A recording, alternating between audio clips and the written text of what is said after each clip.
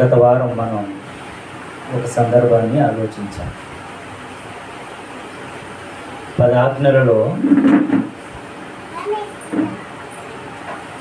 8 ఆజ్ఞల్ని మనం మాట్లాడుకున్నాం. గత వారం 8వ ఆజ్ఞని మాట్లాడుకున్నాం. ఏంటి 8వ ఆజ్ఞ అంటే దొంగిలీయకూడదు అనేది గత వారం మనం మాట్లాడాం.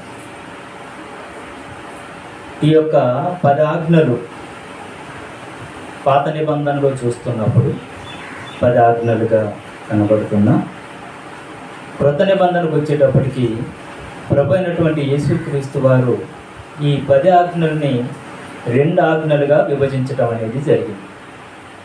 మొదటి 4 ఆజ్ఞలు ఒక భాగంగా, మిగిలిన 6 ఆజ్ఞలు ఒక భాగంగా విభజించటం అనేది జరిగింది. అందుకనే మొదటి 4 ఆజ్ఞలు దేవునితో మనకున్నటువంటి సంబంధాన్ని తెలియజేస్తుంది. మిగిలిన 6 ఆజ్ఞలు మన సహోదరులతో మనకున్నటువంటి సంబంధాన్ని తెలియజేస్తుంది. అంటే దేవుడితో మనం ఎలా ఉన్నాము అని ఆ ఒక 4 ఆజ్ఞలు మనకు తెలియజేస్తున్నప్పుడు, మన పొరుగు వాళ్ళతో మనం ఎలా ఉన్నాము అనేది మీద 6 ఆజ్ఞలు మనకు తెలియజేస్తుంది. ఈ యొక్క 10 ఆజ్ఞల్లో 2 ఆజ్ఞలుగా యేసుక్రీస్తు వారు విభజించి ఏమని చెప్పారు అంటే, మనం గత వారం చదువుకున్నట్టుగానే మత్తయి సువార్తలో 22వ అధ్యాయంలో 37వ వచనంలో మనం చూడగలిగితే, నీ పూర్ణ హృదయముతోను, నీ పూర్ణ ఆత్మతోను, నీ పూర్ణ మనసుతోను నీ దేవుడైనటువంటి ప్రభువుని ప్రేమింపవలనన్నదే ఇది ముఖ్యమైనది మొదటిదైన ఆజ్ఞ. అంటే దేవునితో మనకున్నటువంటి సంబంధాన్ని తెలియజేసేది మొదటి ఆజ్ఞ. అలాగే నిన్ను వలె నీ పొరుగువాన్ని ప్రేమింపవలననేది 2వ ఆజ్ఞ. అంటే పాత నిబంధనలు 10 ఆజ్ఞలుగా చూపించిన, కొత్త నిబంధనకు వచ్చేటప్పటికి ప్రభు అయినటువంటి యేసుక్రీస్తు వారు ఈ 10 ఆజ్ఞల్ని 2 ఆజ్ఞలుగా విభజిస్తూ, ఒకటి దేవునితో మనకున్నటువంటి సంబంధాన్ని, రెండవది మనుషులతో మనకున్నటువంటి సంబంధాన్ని తెలియజేస్తుంది. రైట్, ఈరోజు 9వ ఆజ్ఞ గురించి మనం ఆలోచన చేద్దాం. 9వ ఆజ్ఞ ఏంటంటే నిర్గమకాండము 20వ అధ్యాయము 16వ వచనం. పాత నిబంధనలో మనం చూడగలిగితే నిర్గమకాండము 20వ అధ్యాయము 16వ వచనములో ఈ విధంగా రాయబడి ఉంది, నీ పొరుగువాని మీద అబద్ధ సాక్ష్యము పలకకూడదట. మన పొరుగువాని మీద మనం ఏం పలకకూడదటండి? అబద్ధ సాక్ష్యము పలకకూడదు. అంటే ఈ యొక్క ఆజ్ఞ మనకు ఏం తెలియజేస్తుంది, ఏం నేర్పిస్తుంది అనేది మనం ఒకసారి ఆలోచిస్తేనండి, మన వ్యక్తిగత స్వార్థం కొరకు ఎదుటి వారిని బలి చేయటం తప్పు అని చెప్తుంది. ఒక మాటలో చెప్పాలి ఏంటంటే, మన వ్యక్తిగత స్వార్థం కొరకు ఎదుటి వారిని బలి తీసుకోవటం, ఎదుటి వారిని ఇబ్బంది పెట్టడం. అందుకనే అబద్ధ సాక్ష్యము పలకకూడదు అని చెప్తున్నారు. ఇంకొక మాట దీనికి అనుగుణంగా ఉన్నటువంటి మాట ఏంటంటే, లేని వార్తను పుట్టించకూడదు. అబద్ధ సాక్ష్యం చెప్పకూడదు అంటే అర్థం ఏంటి? లేని వార్తను మనం పుట్టించకూడదు. ఇంకా డబ్బులిచ్చి మనం దొంగ సాక్ష్యాలు చెప్పించకూడదు కదండి. ఈ 3 మనం జాగ్రత్తగా ఆలోచిస్తే ఏమో అర్థమవుతుందంటే, మనకు అబద్ధ సాక్ష్యము పలకకూడదు అంటే దానికి మరొక మాట లేని వార్తను పుట్టించకూడదు. లేని వార్త పుట్టించకూడదు. డబ్బులిచ్చి దొంగ సాక్ష్యం అనేది మనం చెప్పించకూడదు. దొంగ సాక్ష్యం అనేది చెప్పించకూడదు. మన వలన ఒక బలహీనుడు బలైపోతాడు కదండి. మన వలన ఒక బలహీనుడు బలైపోతాడు, లేక ఒక పేదవాడు బలైపోతాడు, లేక ఒక అమాయకుడుగా ఉంటున్నటువంటి ఆయన బలైపోతాడు. ఒక నిర్దోషి దోషిగా చిత్రించబడతారు. దేనివల్ల? అబద్ధ సాక్ష్యం వల్ల. అంటే అబద్ధ సాక్ష్యము అంత ప్రమాదకరమైనదా అంటే బైబిల్ చెబుతుంది దేవుడు చెప్తున్నాడు ఇశ్రాయేలు ప్రజలకి అబద్ధ సాక్ష్యం అనేది ప్రమాదకరమైనది అని చెప్తున్నాడు. ఎందుకు ఇశ్రాయేలు ప్రజల్ని మాట చెప్తున్నాడు అంటేనండి, వారు ఐగుప్తులో బానిసలుగా ఉంటూ విడిపింపబడి వస్తున్నటువంటి క్రమములో ఆ ఒక ప్రయాణంలో ఉంటున్నప్పుడు అండి అనేకమైనటువంటి సంఘటనలు మార్గ మధ్యంలో జరిగాయి. సుమారుగా 40 సంవత్సరాలు వారి ప్రయాణములో ఎన్ని గొడవలు ఉంటాయండి. అది ఒకరా ఇద్దరా? ఒక సంఘంలో చూస్తేనండి 100 మంది ఉంటే 100 గ్రూపులుగా విడిపోయి సంఘాల్లో ఎన్నో గొడవలు ఉంటాయి కదా, ఎన్నో ఇబ్బందులు ఉంటాయి. ఒకరంటే ఒకరికి పడదు, ఒకరంటే ఒకరికి గిట్టదు, ఒకరి మీద ఒకరు సాడీలు చెప్పుకోవటం, ఒకరి మీద ఒకరు నిందలు వేసుకోవటం. ఏమంటే ఇలాగా ఒక 100 మంది ఉన్న దగ్గరే ఇన్ని ప్రాబ్లమ్స్ ఎదురవుతున్నప్పుడు ఏమండి సుమారుగా 20 లక్షల మంది సుమారుగా 20 లక్షల మంది ఆ ఒక ప్రయాణంలో ఉంటున్నప్పుడు ఎన్ని ఇబ్బందులు ఉంటాయో ఒకసారి ఆలోచించండి.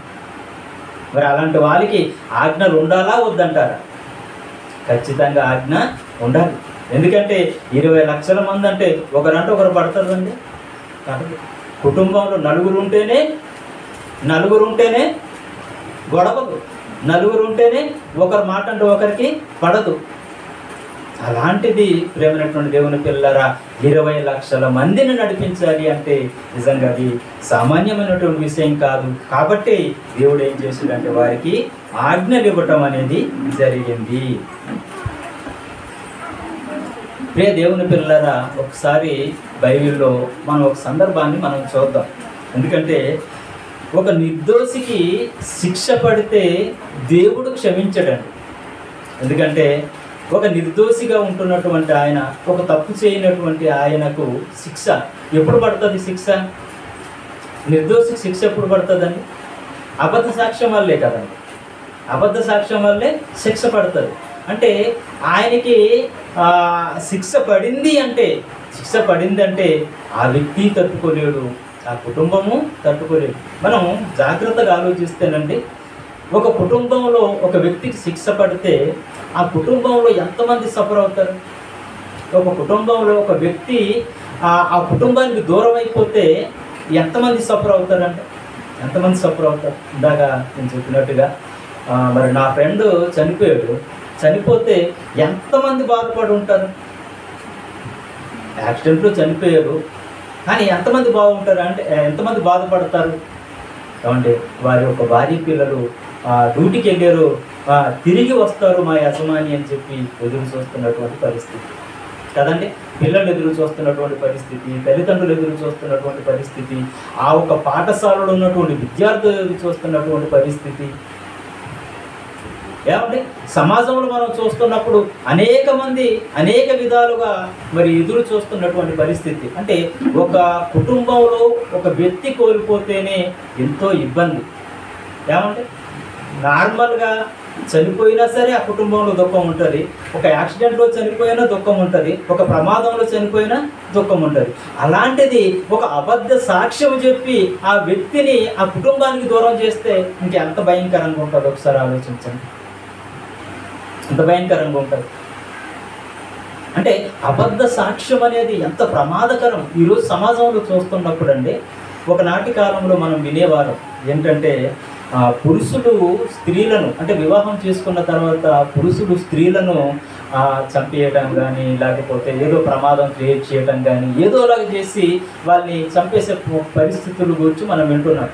ఏమంటే కట్నం విషయంలో కానివ్వండి, అందం విషయంలో కానివ్వండి, కుటుంబ తగాదాల విషయంలో కానివ్వండి, వివాహేతర సంబంధాల విషయాల్లో కానివ్వండి, ఏదో మొత్తానికి ఏ సమస్య ద్వారా అయినా ఒక పురుషుడు తన భార్యను హతమార్చాడు అని వార్తలు ఎక్కువగా వింటున్నటువంటి రోజులు ఒకనాటి కాలంలో ఉండేవి. కానీ ఇప్పుడు ఎలా మారిపోయింది అది? ఇప్పుడు ఈ మధ్యనే వార్తలు చూస్తున్నప్పుడు ఎలా ఉంది అంటే ఏమండి స్త్రీలు హంతకులుగా మారిపోతున్నారట. మన ఒక వార్త చదువుతున్నప్పుడు పదే ఆ వార్తను చూపిస్తున్నారు. ఏమండి వివాహమై 4 రోజులు అయ్యింది, ఆ ప్రియుడితో కలిసి భర్తను చంపించేశారట. అంటే ఎంతకి తెగించేస్తున్నారు అనేది ఆ ఒక సిచ్యువేషన్స్ చూస్తున్నప్పుడు ఎందుకు ఇలా తయారైపోతుంది సమాజం? ఒక ఆడది అనగానే నిజంగా ఆడవాళ్ళకి మంచి గౌరవం, అంటే వారిని ఎవరైనా జాలి పడతారు. ఎందుకంటే బస్సులో ప్రయాణం చేస్తున్నప్పుడు కూడానండి ఆడవాళ్ళు నిలబడి ఉంటే మగవాళ్ళు చూస్తూ ఊరుకోలేరు, అమ్మ వచ్చి కూర్చో అని చెప్పేసి సానుభూతిని చూపిస్తుంటారు. అంటే ఒక సున్నితత్వం కలిగినటువంటి వారు, ఒక నెమ్మదత్వం కలిగినటువంటి వారు, మరి ఒక బలహీనులుగా ఉంటున్నటువంటి ఆడవాళ్ళు అని భావన ఉండేది. కానీ ఈ మధ్య చూస్తున్నప్పుడు ఆడవాళ్ళ హంతకులుగా మారిపోతున్నారు. అంటే ఏమండి, నిజంగా పురుషుడు వేరే ఒక తాగుబోతావు అయ్యి లేకపోతే తిరుగుబోతాయి ఏదో అయితే అక్కడక్కడ ఒక్కొక్కసారి మనం ఆ వార్తలు వినేవాళ్ళం, ఆ భార్య చంపేసి పోలీస్ స్టేషన్కి వెళ్ళి లొంగిపోయింది అనేది. కానీ ఇప్పుడు ఈ మధ్య ఆడవాళ్ళు ఎలా తయారైపోతున్నారంటే, మొన్న రైల్వే ట్రాక్లో ఒక అమ్మాయి కారు నడుపుకుంటూ వెళ్ళిపోతుంది. రైల్వే ట్రాక్లో ఏమంటే రైల్వే ట్రాక్లో కారు నడుపుకుంటూ వెళ్ళిపోతుంది. అది మగవాళ్ళు కూడా ఆ సాహసం చెయ్యరు. రైల్వే ట్రాక్లో కారు నడుపుకొని వెళ్ళిపోవడం ఏంటి? ఎక్కడికి వెళ్ళిపోతుంది సమాజం? ఏమైపోతున్నారు ఆడవాళ్ళు? ఎందుకు ఇలా తయారైపోతుంది అనేది మనం ఆలోచిస్తేనండి వారికి లోపించింది ఏంటి అంటే దేవుని మాటలే లోపించేది. దేవుడు అంటే వారికి భక్తి లేదు, భయం లేదు అనిపిస్తుంది. మరి ఇలాంటి మనస్తత్వం కలిగినటువంటి వారు ఏమంటే అబద్ధ సాక్ష్యం చెప్పి చంపించాలి అంటే అది పెద్ద కష్టమైనటువంటి పనేమీ కాదు. ఎంతోమంది ఏమండి కోర్టుల చుట్టూ ఇప్పుడు చూస్తేనండి ఈ యొక్క భార్యాభర్తల గొడవలు ఎక్కువగా ఉన్నాయి. ఇందులో క్రైస్తవులు కూడా ఉన్నారు. భార్యాభర్తల గొడవలు కోర్టులో విపరీతంగా ఉన్నాయండి. పెళ్ళి సంబంధాన్ని పెళ్ళి అనే ఒక బంధాన్ని కూడా మరిచిపోయి ఆ బంధాలు ఎలా తెంచేసుకోవాలనుకుంటున్నారో ఏంటో తెలియదు. కానీ ఏమండి పెళ్ళి అయినటువంటి 2 నిమిషాలకు విడిపోయినటువంటి వారు ఉన్నారు, 2 సంవత్సరాలకు విడిపోయినటువంటి వారు ఉన్నారు, నెల రోజులకు విడిపోయినటువంటి వారు ఉన్నారు. కోర్టుల చుట్టూ తిరుగుతూ అబద్ధ సాక్ష్యాలు చెబుతూ ఏమంటే మన ఒక ఆయన చెప్తున్నాడు, ఏమంటే వీళ్ళిద్దరూ ప్రేమించి పెళ్లి చేసుకున్నారు, వాళ్ళిద్దరు ప్రేమించి పెళ్లి చేసుకున్నారట. ఆ ఇద్దరి మధ్య గొడవ వచ్చిన తర్వాత కోర్టుకు వెళ్ళారు. ఆఖరికి జడ్జి దగ్గరికి వెళ్ళేసి నాకు కట్నం కావాలి అంటే నా కట్నం తెమ్మని వేధిస్తున్నాడు నా భర్త అని చెప్పేసి ఆ జడ్జి దగ్గర ఈవిడ చెప్పటం అనేది జరుగుతుంది. అసలు మేమిద్దరు ప్రేమించి పెళ్లి చేసుకున్నామండి, మేము ఎక్కడికి దూరంగా బ్రతుకుతున్నాము, ఎవరికి మనకు సంబంధం లేదు, నేను కట్నం అడవలసినటువంటి అవసరం లేదు, తను ఎంప్లాయే, ఇతను కూడా ఎంప్లాయీ, ఇద్దరు కూడా ఉద్యోగస్తులే. అంటే ఏదో ఒక అబద్ధాన్ని చెప్పి, ఏదో ఒక మోసపూరితమైనటువంటి మాటని చెప్పి, అబద్ధాన్ని చెప్పి శిక్ష పడే విధంగా ప్రయత్నం చేయాలి అనే ఉద్దేశంతో ఆ విధంగా ప్రయత్నాలు చేస్తున్నారు. అంటే దొంగ సాక్ష్యాలు సృష్టించుకోవడానికి ఏమంటే కోర్టుల్లో కూడా మనం చూస్తున్నప్పుడు అంటే దొంగ సాక్ష్యాలు ఎన్ని కావాలంటే అన్ని సృష్టించగలరు న్యాయవాదులు, లాయర్లే. ఏమంటే ఈ దొంగ సాక్ష్యాలు చెప్పడానికి ఒక టీం ఉంటుంది సపరేట్గా. కానీ ఈ దొంగ సాక్ష్యం వలన ఒక అమాయకుడు బలైపోతున్నాడు, ఒక నిర్దోషి బలైపోతున్నాడు, ఒక పేదవాడు బలైపోతున్నాడు. చూడండి ఈ రోజుల్లో మనం చూస్తున్నప్పుడు అండి చాలామంది పేదవాళ్ళకి శిక్షలు పడుతూ సంవత్సరాల తరబడి ఆ ఒక జైల్లో మగ్గిపోతున్నటువంటి వారు చాలామంది ఉన్నారు. దీని మీద సినిమాలు కూడా తీస్తున్నారు. ప్రేమైనటువంటి దేవుని పిల్లారా, కాబట్టి బైబిల్ గ్రంథం చెబుతుంది అంటే అది ఊరక చెబుతున్నటువంటి మాట కాదు, అదేదో ఆనవాయితీగా అలవాటుగా రాయించినటువంటి మాట కాదు. భవిష్యత్తు ఎరిగినటువంటి దేవుడు, ఏమండి మన గురించి సత్యం సర్వం ఎరిగినటువంటి దేవుడు, సర్వసత్యాలు ఎరిగినటువంటి దేవుడు ముందుగానే ఆయన రాయించినటువంటి మాటలు. ఎందుకంటే ఆనాటి కాలంలో ఇశ్రాయేలుకి చెప్పారు, ఏమని చెప్పాడు ఏమంటే నీ పొరుగు వాని మీద అబద్ధ సాక్ష్యము చెప్పకూడదు, అంటే లేని వార్త నీవు పుట్టించకూడదు, ఒక నిర్దోషికి శిక్ష పడితే అది నేను క్షమించను అని చెప్పి దేవుడు చెప్పినటువంటి మాట. ఒకసారి బైబిల్ తెరిచి నిర్గమకాండంలోనికి మనం ఇది చూడండి. నిర్గమకాండము 23వ అధ్యాయము, నిర్గమకాండము 23వ అధ్యాయము మొదటి వచనం నుండి చూద్దాం ఒకసారి. ఏ వార్త అన్నట్టండి?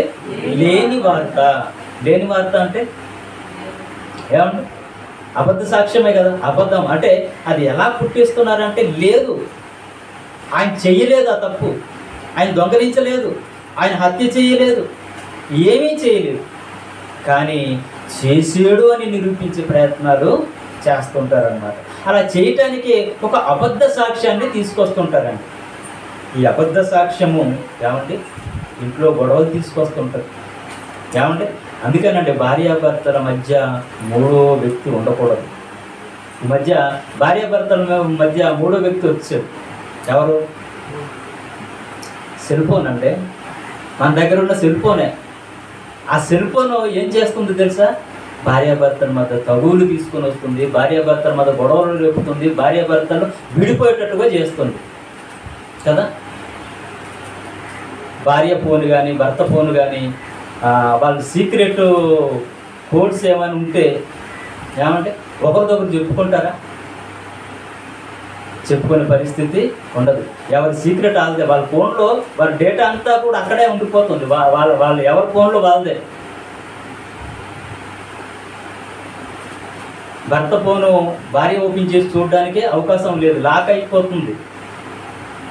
లాక్ చేసేసుకుంటారు. ఎందుకంటే అందులో ఆయన సీక్రెట్లు ఉంటాయి. ఎందుకంటేనండి ఆటోమేటిక్ కాల్ రికార్డింగ్ వచ్చిన తర్వాత నుండి మనం ఎవరితో ఏం మాట్లాడినా తెలిసిపోదు. కాబట్టి ఆ ఒక సీక్రెట్ లాగా మన భార్యకి చెప్పాము అనుకోండి, ఓపెన్ చేస్తూ మనం ఎవరితో ఏం మాట్లాడామో తెలిసిపోదు, ఎంతసేపు మాట్లాడామో ఏంటి. ఏంటంటే ఈ టెక్నాలజీ ద్వారా మూడో వ్యక్తి రావడంతో ఎంత ప్రమాదాలు వచ్చాయండి. మొన్న కూడా ఆ ఒక భర్తని చంపేసినటువంటి ఆవిడ ఆ ఒక ప్రియుడితో ఎంతసేపు మాట్లాడేదో ఫోన్ ట్రాపింగ్ అది ఇది కాల్ రికార్డింగ్లో చూస్తున్నప్పుడు ఎంతసేపు మాట్లాడారు, ఏం మాట్లాడారు, ఇవన్నీ కూడా ఈజీగా తెలిసిపోతుంది.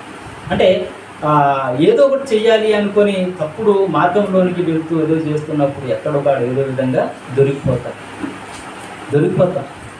కాబట్టి ఫోను అనేది వచ్చిన తర్వాత ఈ సమస్యలు అనేవి ఇంకెక్కువగా మారిపోయాయి. ఫోన్ లేనప్పుడు అండి ఎవరితో నన్ను బయట వాళ్ళతో మాట్లాడాలంటే ఆయన దగ్గరికి వెళ్ళి మాట్లాడాలి, ఆవిడ దగ్గరికి వెళ్ళి మాట్లాడాలి. కానీ ఇప్పుడు ఎక్కడండి? పక్క రూమ్లో ఉంటే ఈ రూమ్లో ఉండి మాట్లాడుకోవచ్చు, వారికి నచ్చిన వాళ్ళతో మాట్లాడుకోవచ్చు. ఎంత సౌలభ్యం వచ్చిందండి. ఏమంటే వీడియో కాల్ మాట్లాడుకోవచ్చు, చూస్తూ మాట్లాడుకోవచ్చు. ఎక్కడో అమెరికాలో ఉన్నా సరే ఇక్కడ నుండి చూసుకుంటూ మాట్లాడుకోవచ్చు, ఎవరితోనైనా మాట్లాడుకోవచ్చు. ఇలా మాట్లాడుతూ అడిగారు అనుకోండి, ఏమని చెప్తారు? అబద్ధం ఆడేస్తారు, లేదు అని చెప్తారు. చాలా సింపుల్గా అబద్ధం ఆడేస్తాం. కానీ అబద్ధము ఎంత ప్రమాదమో బైబిల్ ముందు చెప్తుంది. మనం ఏమని చెప్తున్నారు చూడండి. లేని వార్తను పుట్టింపకూడదు, అన్యాయపు సాక్ష్యమును పలుకుటకై దుష్టునితో నీవు కలియకూడదు. అన్యాయపు సాక్ష్యము పలుకుటపై ఎవరితో కలవకూడదట? దుష్టునితో కలవకూడదట. అంటే నువ్వు అన్యాయంగా ఒక సాక్ష్యం పలకాలి అనుకుంటే నీ వెనకాల ఎవరు ఉన్నారు అంటే దుష్టుడు ఉన్నాడు. వాడుండే నిన్ను పలికిస్తున్నాడు, వాడుండే నిన్ను అబద్ధం ఆడిస్తున్నాడు. వాడు ఉన్నాడు కాబట్టి నువ్వు అబద్ధం ఆడుతున్నావు, వాడు లేకపోతే అబద్ధము ఆడవు. ఏమండి ఆత్మ ప్రేరేపణ కలుగుతున్నప్పుడు ఎలా ఉంటుందో ఒక చిన్న ఎగ్జాంపుల్ చెప్తాను మీకు.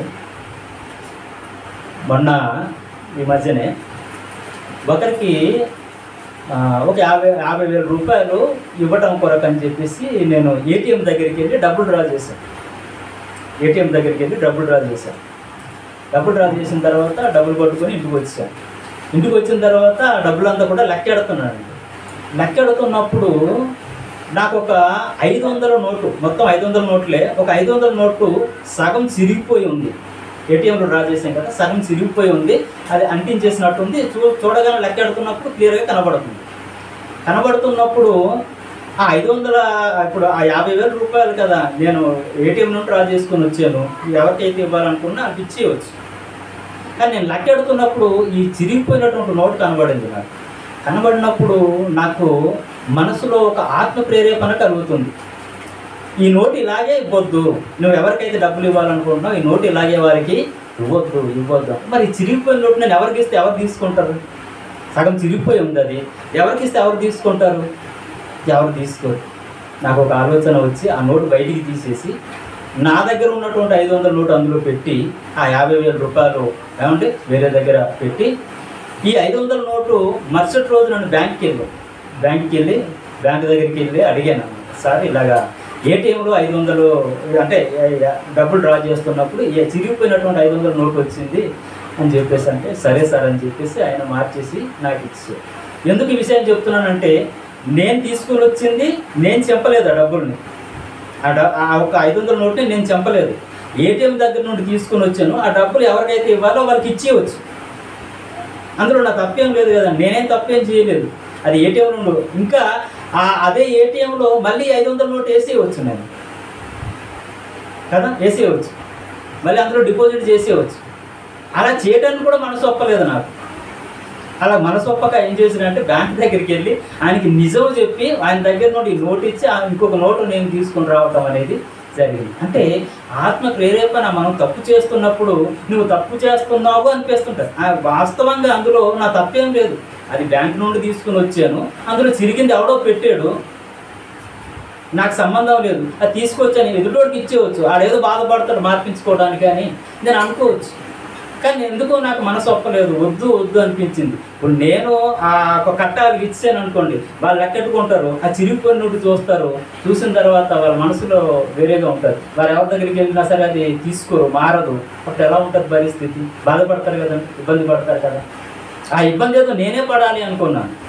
ఆ ఇబ్బంది ఏదో నేనే పడాలి అనుకుని బ్యాంక్కి వెళ్ళి అది మార్చుకుని వచ్చి అందులో మళ్ళీ ఆ కొత్త నోటు పెట్టడం అనేది జరిగింది. అంటే మనం తప్పు చేస్తున్నప్పుడు ఆత్మ ప్రేరేపణ మనకు గద్దిస్తుంటుంది.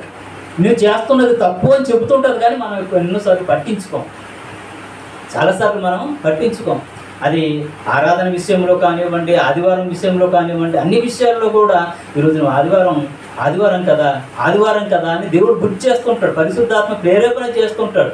ఆదివారం కదా అంటే ఈ ఆదివారం పర్లేదులే, వేరే పని ఉంది, దానికి వెళ్ళిపోదాం అనుకుంటుంటాం మనం. అంటే దీన్ని ఏం చేస్తున్నామంటే డామినేట్ చేసేసి దాంట్లోనికి మనం వెళ్ళిపోతుంటాం. కానీ ఎప్పుడైనా సరే నీకు ఆత్మ ప్రేరేపణ గద్దిస్తుంటుంది, కానీ దాన్ని దాటుకుంటూ మనం వెళ్ళిపోతుంటాం. ఇక్కడ తప్పు చేసే విషయాల్లో కూడానండి, నువ్వు చేస్తుంది తప్పు తప్పు తప్పు అని దేవుడు ఆత్మ ప్రేరేపణ కలిగిస్తుంటాడు. అయినా సరే మనకున్నటువంటి మన వెనకాల కూడా ఉంటాడు కదా సాతాను. పర్లేదులే చేసేయి, నీకు ఎంత మాట అంటాడా, ఇలాగంటాడా, అలా అంటాడా, నిన్ను రెచ్చగొడుతూ ఉంటుంటాడండి. మనల్ని రెచ్చగొట్టడం వల్ల మనం ఏం చేస్తుంటామట, లేని వార్తను పుట్టించకూడదు అని చెప్తున్నాడు. ఇంకా అన్యాయపు సాక్ష్యమును పలుకుటకై దుష్టునితో నీవు కలియకూడదు, దుష్కార్యము జరిగించుటకై సమూహమును వెంబడింపవద్దు, న్యాయమును త్రిప్పివేయుటకు సమూహముతో చేరి వాక్యములో సాక్ష్యము పలకకూడదు. వాక్యమాడువాడు బీదవాడైనను వాని ఎడల పక్షపాతముగా నుండకూడదు. నీవు నిజంగానండి ఒక బీదవాడు నీ వల్ల బలైపోతున్నాడు అని నీకు అర్థమవుతున్నప్పుడు అండి, ఎప్పుడు కూడా ఆయన్ని తక్కువగా చూడటం అది మంచి పద్ధతి కాదు. చాలామంది మీకు బాగా ఇంకా అర్థం అవడానికి కావండి, పెద్ద పెద్ద మాల్స్ దగ్గరికి మనం వెళ్ళినప్పుడు అక్కడ బేరం ఆడకుండా ఎంత రేటు చెప్తే అంత పెట్టి మనం కొనుక్కొని వచ్చేస్తుంటాం. కానీ ఇంటి ముందులో చూడండి, బొట్లు పట్టుకొని వస్తుంటారు, చేపలు కానీ కూరగాయలు కానీ లేకపోతే మరో పళ్ళు కానీ పట్టుకొని వస్తుంటారు. ఆ దగ్గర పీస్ బేరం ఆడుతుంటామండి. బేరం ఆడి ఆ దగ్గర తీసేసుకొని ఇంకొక కాయ తీసేసుకుంటూ ఉంటాం మళ్ళీ ఎక్స్ట్రాగా మనం. పర్లేదురమ్మా దమాయిం చేస్తుంటాం. పేదవాళ్ళు మనకి ఏమంటారు, అది సాపోడు ధర తీసుకున్నాం అనుకోండి, ఊరుకుంటాడండి. షాపింగ్ మాల్లో తీసుకుంటూ ఊరుకుంటాడా? కానీ ఈ చిన్న వాళ్ళు ఎంత కష్టపడి నడుచుకుంటూ ఏమండి ఆ బరువును మోసుకుంటూ మన ఇంటి దగ్గరకు వచ్చి మనకి ఇస్తున్నప్పుడు వాళ్ళ దగ్గర బేడం ఆడాలనిపిస్తుంటుంది చాలామంది. వాళ్ళ దగ్గర నుండి కాయ తీసేసుకోవాలనిపిస్తుంటుంది చాలామంది. ఏం బుద్ధవుతుందో నాకు అర్థం కాదు. ఆయన చూడగానే జాలనిపించాలి మనకి కదండి, బాధ అనిపించాలి. ఎందుకంటే ఆయన తెచ్చినటువంటి వస్తువు ఖరీదు ఎక్కువైనా సరే ఒక 5 రూపాయలు ఎక్కువ ఇచ్చి కొనుక్కోవడానికి మనం ముందుకు రావాలండి. ఎందుకంటే ఆయన కష్టం. నీ ఇంటి దగ్గరకు వచ్చి ఆ కాయకూరలు పట్టుకొని వచ్చాడంటే ఆయన ఎంత ఇబ్బందుల్లో ఉన్నాడో, ఎన్ని బాధల్లో ఉన్నారో, ఆ కుటుంబాన్ని పోషించుకోవడానికి ఎంత కష్టపడుతున్నారో ఒకసారి ఆలోచించవద్దండి. మనం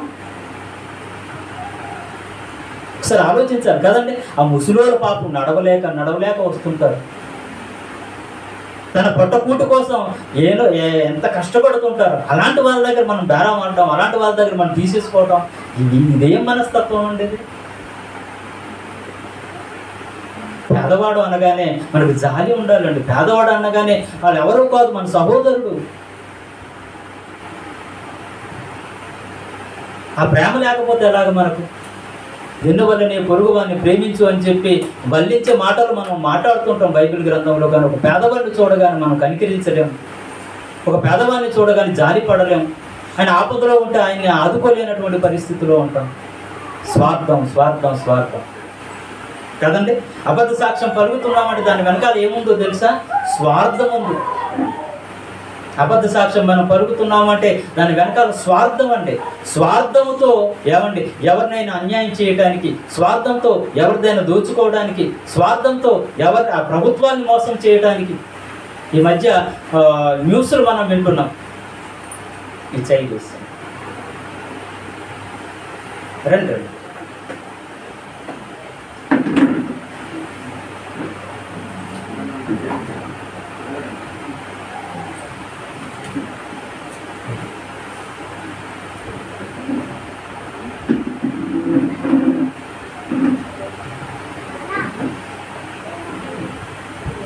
ఈ మధ్య మనం న్యూస్లో వింటున్నాం స్కామ్. ఎలాంటి స్కామ్ అట? స్కామ్ గురించి మనం విన్నామండి. దొంగ స్టాంపును సృష్టించి ఏమండి ఎంత స్కామ్ అంటే కొన్ని కోట్ల రూపాయలు స్కామ్ చేసేస్తున్నారు. అంటే ఎవరిని మోసం చేసేస్తున్నారండి? ప్రభుత్వాన్ని మోసం చేస్తున్నారు, ప్రజల్ని మోసం చేస్తున్నారు. అంటే ఈయన స్వార్థం కోసం ఎదుటివాడు బలైపోయినా పర్వాలేదు, మన స్వార్థం కోసం ఎదుటివాడు నరకానికి వెళ్ళిపోయినా పర్వాలేదు, మన స్వార్థం కోసం ఎదుటివాడిని చంపినా పర్వాలేదు. స్వార్థం అనేది ఉండకూడదు అని చెప్పేసి ఈ మాట మనకు తెలియజేస్తుంది. నీ పొరుగు వాని మీద అబద్ధ సాక్ష్యము పలకకూడదు అంటున్నాడు. 6వ వచనం నుండి చూడండి. దరిద్రుని వాద్యములో న్యాయము విడిచి తీర్పు తీర్చకూడదు.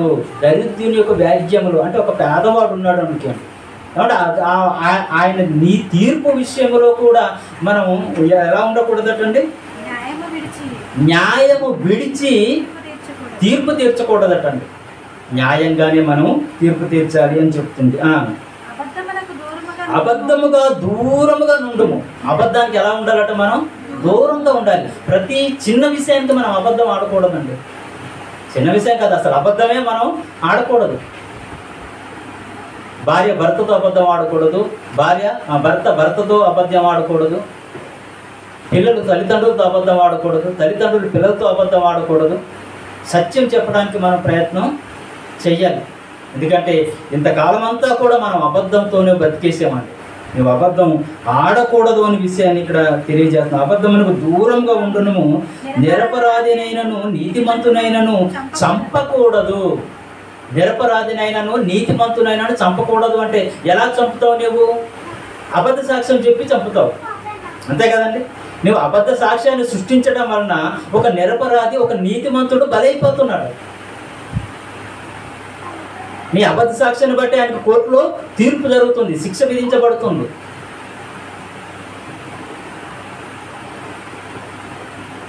నీతిమంతునైనను చంపకూడదు, నేను దుష్టుని నిర్దోషిగా ఎంచను. ఏమంటే ఆయన్ని నేను దుష్టుని అంటే దుష్ట లక్షణాలు కలిగిన, దుష్టత్వం కలిగినటువంటి వారిని ఎవరిని కూడా నేను నిర్దోషిగా ఎంచను అంటాను. నువ్వు ఇక్కడ తప్పించుకోవచ్చు, భూమి మీద నువ్వు తప్పించుకోవచ్చు, భూమి మీద అబద్ధ సాక్ష్యాలు చెప్పవచ్చు, భూమి మీద ఒకరికి శిక్ష పడే విధంగా చేయవచ్చు, కానీ నిన్ను మాత్రం దేవుడు విడిచిపెట్టడు. ఆయన న్యాయపీఠం ఎదుట నువ్వు నిలబడక తప్పదు కదండి. ఇక్కడ నువ్వు తప్పించుకోవచ్చు, శిక్ష వేయించవచ్చు, ఏదైనా చేసేవచ్చు, కానీ ఆయన న్యాయపీఠం ఎదుట నిలబడినప్పుడు అండి నువ్వు దొరికిపోతావు. ప్రేమంటున్న దేవుని పిల్లారా, అందుకనండి సాక్ష్యం విషయంలో కూడా ఒక్కరి సాక్ష్యం చెల్లదు అని చెప్తుంది బైబిల్ కూడా.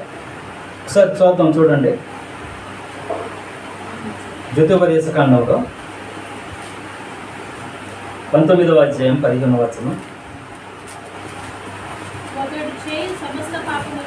ఒకడు చెయ్యి సమస్త పాపములలో ఏ అపరాధమును గూర్చియే గాని ఏ పాపమును గూర్చియే గాని ఒక్క సాక్షి యొక్క సాక్ష్యము అంగీకరింపకూడదు. ఇద్దరు సాక్షుల మాట మీదనే, ముగ్గురు సాక్షుల మాట మీదనేనను ప్రతి సంగతి స్థిరపరచబడును. అన్యాయపు సాక్ష్యము ఒకని మీద చెప్పుటకు, ఒకడు నిలువబడి నేరం మోపుటకై అబద్ధం ఆడిన ఎడల ఆ వివాదము గల ఇద్దరు మనుషులు యెహోవా సన్నిధిని అనగా ఆ కాలంలో ఉన్నటువంటి యాజకుల ఎదుటను న్యాయాధిపతుల ఎదుటను నిలవవలెను. ఏమండి, యెహోవా సన్నిధిని వారు నిలవబడాలి అంటే ఆనాటి కాలంలో ఎవరైతే ఉన్నారో న్యాయాధిపతులుగా వారి దగ్గర, యాజకులుగా ఎవరైతే ఉన్నారో వాళ్ళ దగ్గరికి నిలవబడాలి. వారి దగ్గరకు వచ్చిన తర్వాత ఏం చేయాలట? ఒకరి సాక్ష్యం చెల్లదట. ఇద్దరు కానీ ముగ్గురు కానీ సాక్ష్యం చెప్పాలి. అంటే ఒక నిర్దోషికి శిక్ష పడాలి అంటే ఏమంటే ఆ సాక్ష్యము ఒకరు ఏదో గిట్టకైదు సాక్ష్యం చెప్పేస్తే ఆయనకి శిక్ష పడిపోయినంత మాత్రాన ఏమంటే అది సరైన తీర్పుగా తీర్చబడదు అని దేవుడు చెప్తున్నాడు. కాబట్టి ఒకరు కాదు, ఇద్దరు సాక్షులు లేకపోతే ముగ్గురు సాక్షులు ఉండాలి. అలాగని చెప్పి నిర్దోషికి దోషిగా సాక్ష్యం తీసుకొని వచ్చే విధ ప్రయత్నాలు కూడా జరుగుతూ ఉంటుంటాయి కదండి. అలా జరుగుతుంటాయి. బైబిల్ గ్రంథంలో మనం కొత్త నిబంధనలకు వచ్చి చూస్తున్నప్పుడు ప్రేమైనటువంటి దేవుని పిల్లారా, మనందరికీ ఒక ఆయన తెలుసు, స్టెఫెన్ తెలుసు. స్టెఫెన్ గారు మనందరికీ కూడా తెలుసు. ఈ యొక్క స్టెఫెన్ గారి జీవితంలో నుండి ఈయన నిర్దోషి.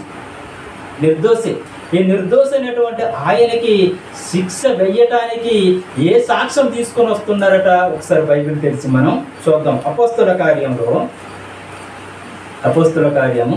6వ అధ్యాయం. అపోస్తుల కార్యము 6వ అధ్యాయంలో కొత్త నిబంధన అపోస్తుల కార్యము 6వ అధ్యాయము 8వ వచనం నుండి ఒకసారి మనం చూద్దాం.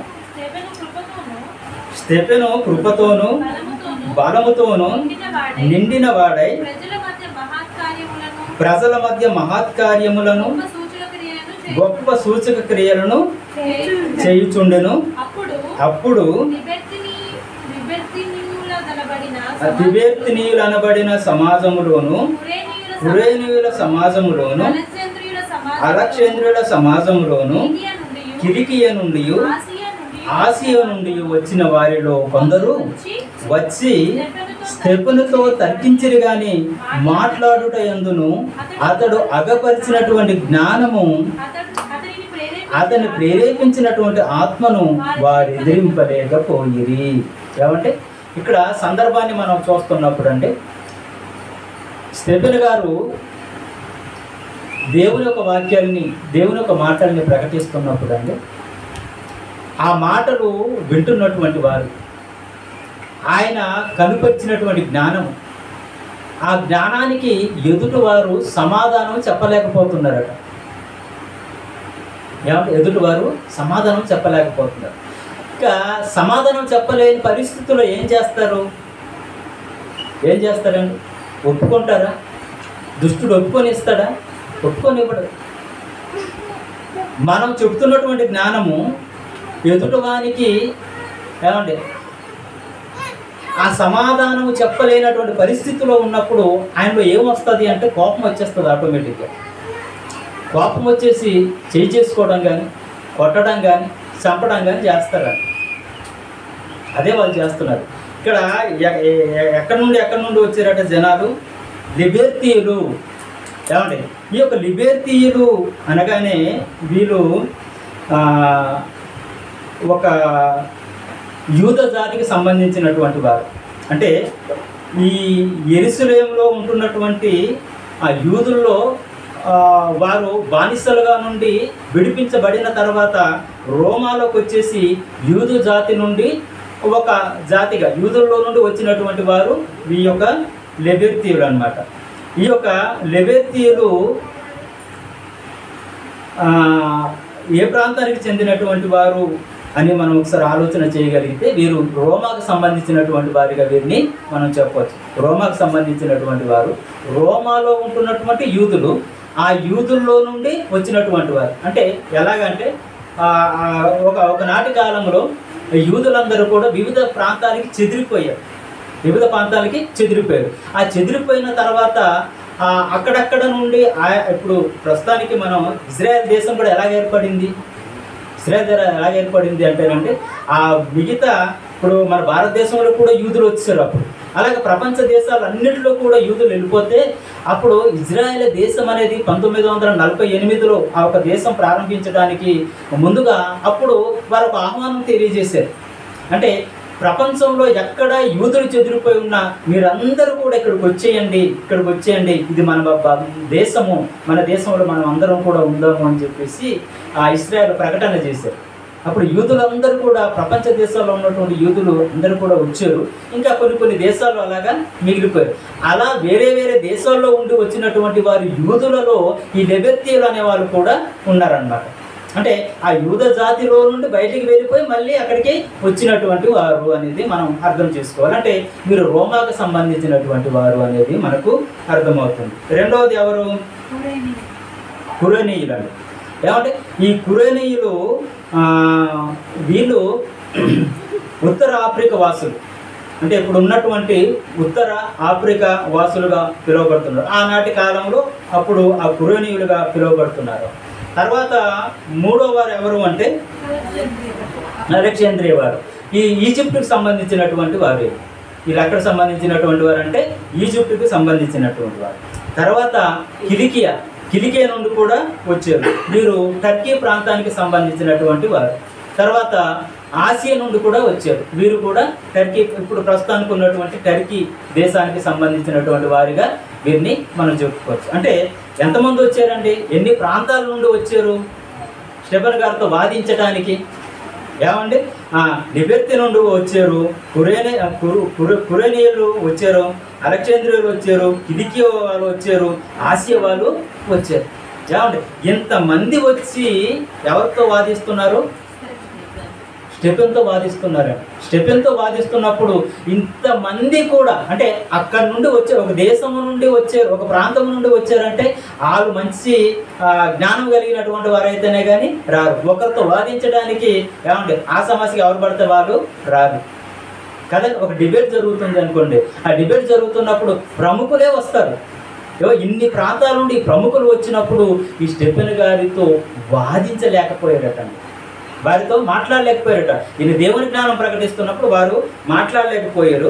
తర్వాత ఏం జరిగిందో చూద్దాం 11వ వచనంలో. అప్పుడు వారు వీడు మోసే మీదను దేవుని మీదను దూషణ వాక్యము పలకగా మేము వింటిమని చెప్పి ఆ చెప్పుటకు మనుషులను ఏం చేశారటండి? కుదుర్చుకున్నారటండి. అంటే ఇక్కడ ఏదో క్రియేట్ చేస్తున్నారు వీళ్ళు. ఇన్ని చుట్టుపక్కల నుండి ఆ ప్రాంతాల నుండి వచ్చినటువంటి వారు వీళ్ళు ఆయన మీద ఒక నేరం మోపే ప్రయత్నం చేస్తున్నారు. ఒక నేరం మోపే ప్రయత్నం చేస్తూ కొంతమంది మనుషుల్ని కుదుర్చుకున్నారు. అంటే కొంతమంది మనుషుల్ని కుదుర్చుకొని ప్రజలను, పెద్దలను, శాస్త్రులను రేపి అతని మీదకి వచ్చి అతన్ని పట్టుకొని మహాసభ ఎదుటకు తీసుకొని పోయి అబద్ధపు సాక్షులను నిలవబెట్టిరి. ఏం చేసేటంటే అబద్ధపు సాక్షులను నిలవబెట్టిరి కదండి. ఈ మాట మనం చూస్తున్నప్పుడు అబద్ధపు సాక్షులను కొంతమంది వ్యక్తుల్ని వాళ్ళు ఏర్పాటు చేసుకొని వాళ్ళ చేత చెప్పిస్తున్నారు. ఏమని చెప్పిస్తున్నారంటే, ఇదిగో దేవునికి వ్యతిరేకంగా అయినా మాట్లాడుతున్నారు, దేవునికి వ్యతిరేకంగా అయినా కార్యాలు చేస్తున్నాడు, అందుకు మేము సాక్షులము అని చెప్పి కొంతమంది అబద్ధ సాక్ష్యాలను తీసుకొని వచ్చారట. కొంతమందిని రేపుతున్నారట. ఏమంటే ఇలాగ అందరినీ కూడగట్టుకొని ఒక వ్యక్తిని ఏం చేస్తున్నారండి? ఒక నిర్దోషిని చంపే ప్రయత్నం చేస్తున్నారు. ఈ 7వ అధ్యాయంలోనికి మనం వెళ్ళి చూస్తేనండి, ఆఖరికి ఆ ఒక స్టెఫెన్ను చంపేస్తారండి. ఆ ఒక స్టెఫెన్ని చంపేస్తారు. చూడండి 58వ వచనంలో, పట్టణపు వెలుపల అతను వెళ్ళగొట్టి రాళ్ళు రువ్వి చంపిరి. సాక్షులు సౌలు అని ఒక యవనుని పాదముల యొక్క తమ వస్త్రములు పెట్టిరి. ఏం చేశారటండి సాక్షులు? అంటే ఇదిగో, అంటే ఒక సాక్ష్యాన్ని ఏర్పాటు చేశారు కదా మీరు, ఆ సాక్ష్యం ఏర్పాటు చేసినందుకు ఈయన చంపడానికి మేము సాక్ష్యం చెప్పేమో అని చెప్పేసి సౌలు దగ్గరికి, అంటే పౌలు సౌలుగా ఉంటున్నటువంటి కాలంలో ఆయన దగ్గరికి తీసుకుని వచ్చి ఆ సాక్ష్యం పెట్టేటండి. అంటే ఈయన్ని చంపడానికి సంబంధించినటువంటి వారిలో పౌలు గారు కూడా ఉన్నారు అనేది మనకు అర్థమవుతుంది. అంటే ఒక అబద్ధ సాక్ష్యాన్ని క్రియేట్ చేసి ఆయన్ని రాళ్ళు రువ్వి చంపుతున్నారట. రాళ్ళు రువ్వి చంపుతున్నారు. నిజంగా రాళ్ళు రువ్వి చంపుతున్నప్పుడు అంటే ఎంత బాధ ఉంటుందండి. ఒకసారి గన్నుతో పేల్చేస్తే ఒకసారి ప్రాణం పోతుంది. కానీ దూరం నిలబడి ఒక వ్యక్తిని మధ్యన నిలబెట్టి రాళ్లతో కొడుతున్నప్పుడు ఒకసారి తలకు తగలవచ్చు, ఒకసారి చేతికి తగలవచ్చు, కంటికి తగలవచ్చు, నోటికి తగలవచ్చు. వివిధ అవయవాలు ఆ ఒక రాయి తగులుతున్నప్పుడు ఎంత వేదన భరించుంటాడండి, ఎంత బాధ భరించుంటాడు ఒకసారి ఆలోచించండి. ఆయన ఒక్కడే ఆ ఒక బాధ భరిస్తున్నప్పుడు నిజంగా కుటుంబ సభ్యులు ఆయన మరణం వార్త విన్న తర్వాత ఎంత బాధపడి ఉంటారండి. ఒక నిర్దోషి దోషిగా చేయడానికి ఒక అబద్ధ సాక్ష్యాన్ని పుట్టించి ఒక వ్యక్తిని చంపుతున్నారు అంటే దాని గురించి దేవుడు ఏమో చెప్తున్నాడంటే ఒక్క మాటలో చెప్పాడు, అబద్ధ సాక్ష్యము పలకకూడదు. ఎందుకంటే ఒక నిర్దోషికి శిక్ష పడుతుంది. ఒక నిర్దోషి బలైపోతాడు, ఒక అమాయకుడు బలైపోతాడు, ఒక పేదవాడు బలైపోతాడు. ఆ పేదవాడు బలైపోయిన తర్వాత, ప్రాణం పోయిన తర్వాత మళ్ళీ ఏమి మనం తిరిగి తీసుకొని రాలేము. కాబట్టి నీ అబద్ధ సాక్ష్యం ఎంత ప్రమాదకరమైనదో బైబిల్ చెబుతుందండి. అందుకని 10 కమాండ్మెంట్స్ అనగానే మనకి ఏమర్థమైపోద్ది అంటే కంఠస్థ వాక్యాలుగా మనకు అర్థమైపోద్ది. మనం అదే నేర్పిస్తుంటాం. కానీ దాని భావాల్లోని దాని లోతుల్లోనికి వెళ్తున్నప్పుడు అండి 10 ఆజ్ఞలు అనగానే నిజంగానండి ఆ బైబిల్ చదువుతున్నప్పుడు బైబిల్ అంతట్లో కూడా మనం ఆలోచిస్తున్నప్పుడు అండి 2 ఆజ్ఞలు చెప్పాడు. ఒకటి దేవుడు, రెండవది నీ పొరుగువాడు అన్నాడు. ఈ ఆది కాండం నుండి ప్రకటన గ్రంథం వరకు మనం చదువుతున్నప్పుడు అండి దేవుని గురించి చెప్తుంటాడు, నీ పొరుగువాని గురించి చెప్తుంటాడు. దేవుని గురించి చెప్తుంటారు, పొరుగువాని గురించి చెప్తుంటారు. దేవునితో ఎలా ఉండాలో చెప్తారు, నీ పొరుగువానితో ఎలా ఉండాలో చెబుతుంటారన్నమాట. ఈ 10 ఆజ్ఞలు అది మనకు నేర్పిస్తుంది. ఏమండి స్టెఫెనీ జీవితాన్ని మనం చూస్తున్నప్పుడు అండి నిజంగా ఎంత ఆవేదన చెందుంటాడు, ఎంత బాధపడి ఉంటాడు.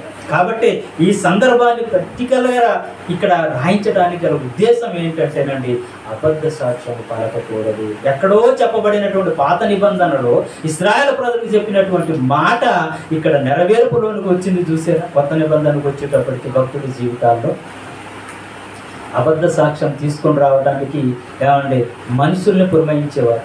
కానీ ఇప్పుడు మనుషులు అవసరం లేదు, వీడియోలు ఉంటే సరిపోదు. ఒకప్పుడు మనుషుల్ని ఏర్పాటు చేసుకునేవారు, మనుషులు పోగు చేసుకునేవారు, ఎవరికో డబ్బులు ఇచ్చేవారు, నువ్వు అబద్ధ సాక్ష్యం చెప్పు అని చెప్పేవారు. ఇప్పుడు మనుషుల్ని మనం తీసుకెళ్ళక్కర్లేదండి, ఒక వీడియో చూపిస్తే చాలు. ప్రవీణ్ పగడాల గారి జీవితంలో ఏమైందంటే వీడియో కదా. ఎవరైనా వచ్చి చెప్పారా సాక్ష్యం? ఈయన తాగుతుండగా నేను చూసానని ఎవరైనా సాక్ష్యం వచ్చి చెప్పారా? వీడియోలు చూపిస్తున్నాను. వీడియోలు చూపించి శిక్ష వేసే ప్రయత్నాలు, అవమానపరిచే ప్రయత్నాలు. ఇప్పుడు టెక్నాలజీ పెరిగిపోతున్నప్పుడు ఇంకా భయంకరంగా ఏంటంటే ఇప్పుడు ఏఐ వచ్చిన తర్వాత నుండేనండి అంతా కూడా వీడియోమయం అయిపోతుంది. అంతా వీడియోమయం అయిపోతుందండి. నేను ఏ భాషలోనైనా మాట్లాడేయవచ్చు, నేనే ఇక్కడ ఇలా నిలబడి నేను ఏ భాషలోనైనా ప్రసంగం చేసేయవచ్చు, నేను ఏ భాషలోనైనా మాట్లాడవచ్చు, నేను ఏ మాట అయినా అన్నట్టుగా చెప్పించవచ్చు. ఏ వచ్చిన తర్వాత నుండి ఎంత ప్రమాదం అంటే నేను ఇక్కడ నిలబడి ఏదో మాట్లాడాను అనుకోండి, నా వాయిస్తోనే నా పేస్తోనే నేను ఇక్కడ మాట్లాడుతున్నది ఒకరు నేను హత్య చేసి పలానా వాడిని నేను చంపాను అని చెప్పగలిగేంతగా చెప్పించడానికి ఏఐ ద్వారా ఇప్పుడు టెక్నాలజీ వచ్చేసి అదే సాక్ష్యంలో చూపించడానికి అవకాశాలు ఉన్నాయి. ఏఐ వచ్చిన తర్వాత ఉండాలంటే ఎక్కడో వేరే దేశంలో ఉంటున్నటువంటి ఆయనకు కూడా కనిపించకుండా, మనిషి వెళ్ళకుండా ఆ టెక్నాలజీతో ఆ వ్యక్తిని చంపేయవచ్చు.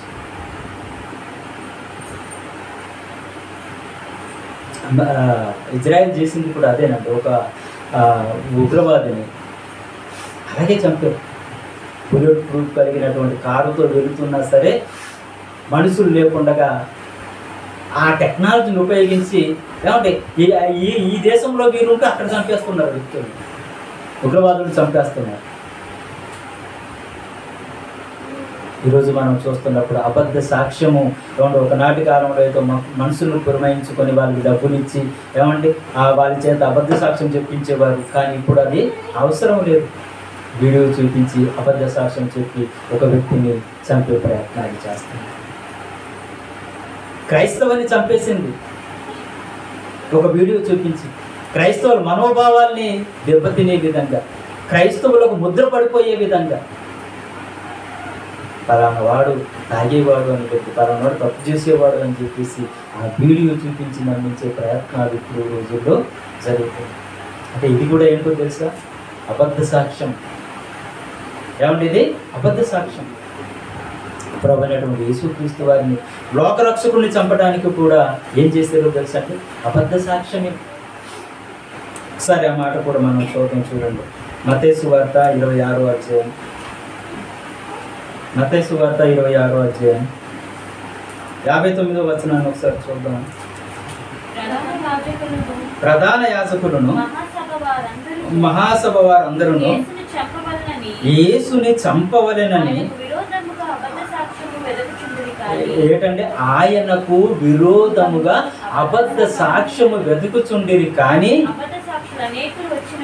అబద్ధ సాక్షులు అనేకులు వచ్చినను ఏమీ దొరకలేదట. తప్పు చేస్తే కదండి సాక్ష్యం దొరకటానికి. తప్పు చేస్తే కదా సాక్ష్యం దొరకటానికి. అయినా సరే చంపాలనుకున్నారు. అబద్ధ సాక్ష్యం లేదు, అయినా సరే చంపాలనుకున్నారు.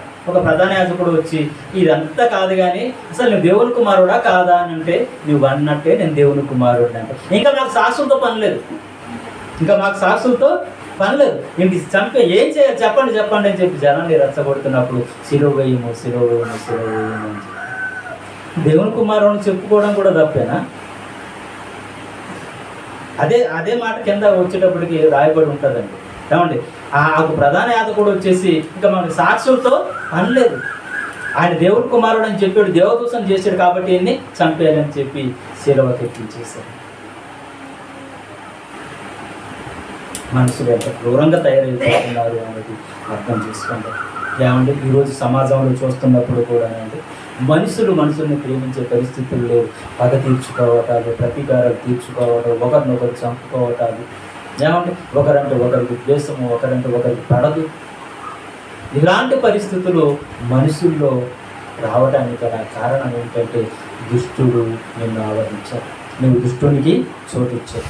దేవునికి చోటు ఇవ్వకపోవటం వలన ఇలాంటి తప్పులు అన్నీ కూడా జరుగుతున్నాయి. దేవునికి మన హృదయంలో చోటిస్తే ఇలాంటివి ఏమి జరగదు.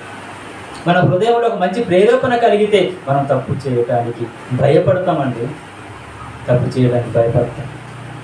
తప్పు చేస్తున్నాము అంటే మన హృదయంలో వాడికి చోటిచ్చాం కాబట్టి మనం తప్పు చేస్తున్నాము. మనం తప్పు చెయ్యకూడదు అనుకుంటేనండి నిజంగా వాడికి చోటివ్వం, దేవునికే చోటిస్తాం, దేవునికి మన హృదయంలో చోటిస్తాం. అప్పుడు మనం తప్పు చేయం. ఏమండి ఈ లోకంలో అబద్ధ సాక్ష్యం చెప్పి ఒక నిర్దోషిని దోషిగా చిత్రీకరించి నువ్వు చంపి ఏమండి గొప్పవాడు అనిపించుకున్నా, లేక ఆ ఒక నేరం నుండి నువ్వు తప్పించబడినా సరే ఒకనొక రోజు ఉంది. ఆ రోజు ఒక ఎలా ఉంటుందో ఆఖరిగా మాట చదువుకొని మనం ముగించుకుందాం. ప్రకటన గ్రంథం 21వ అధ్యాయం. ప్రకటన గ్రంథం 21వ అధ్యాయం 8వ వచనం. తిరిగి వారును అవిశ్వాసులను అసహ్యులను నరహంతకులను మాంత్రికులను విగ్రహారాధికులను అబద్ధికులందరూ అగ్నిగంధకములతో మండుగుండములో పాలు పొందుదురు. ఇది రెండవ మరణము. అబద్ధికులందరూ అంటే నువ్వు ఎన్ని విధాలుగా అబద్ధాన్ని సృష్టించావో, అది వీడియో రూపకంగా సృష్టించావో, మనుషుల రూపకంగా సృష్టించావో, నువ్వు చెప్పావో, ఏది చేసినా సరే ఎన్ని విధాలుగా నువ్వు క్రియేట్ చేసి ఒక అబద్ధాన్ని తీసుకొని వచ్చి ఒక లేని వార్తను పుట్టించి ఒక వ్యక్తిని చంపడానికి, లేకపోతే ఒక వ్యక్తిని హతమార్చడానికి నువ్వు చేసిన ప్రయత్నం ఏదైతే ఉందో ఆ అబద్ధికులందరూ మండుచున్నటువంటి అగ్నిగుండంలో పాలు పొందుతారట. అలాంటి భయంకరమైనటువంటి శిక్షలోనికి వారు వెళ్ళిపోతారు అని చెప్పాను. అంటే ఈరోజు మనం నేర్చుకోవాల్సినటువంటి మాట ఏంటంటే అబద్ధ సాక్ష్యం పలకకూడదు, మనం అబద్ధము ఆడకూడదు. అబద్ధం ఆడితే ఇక్కడ కొద్ది కాలమే బతుకుతావు, అబద్ధంతో గెలుస్తావు, కానీ అక్కడ మాత్రము ఏమైపోతావు తెలుసా? ఈ నువ్వు ఆడినటువంటి అబద్ధానికి అక్కడ ఓడిపోక తప్పదు, అక్కడ ఓడిపోక తప్పదు. అగ్నిగుండంలో నీవు కాలుతావు. ఎంతకాలం అంటే ఎంతకాలం అంటే ఎండింగ్ లేదు ఇంకా దానికి. నిత్య జీవం కావాలా, నిత్య నరకము కావాలా? డిసైడ్ చేసుకోవాల్సింది మనం.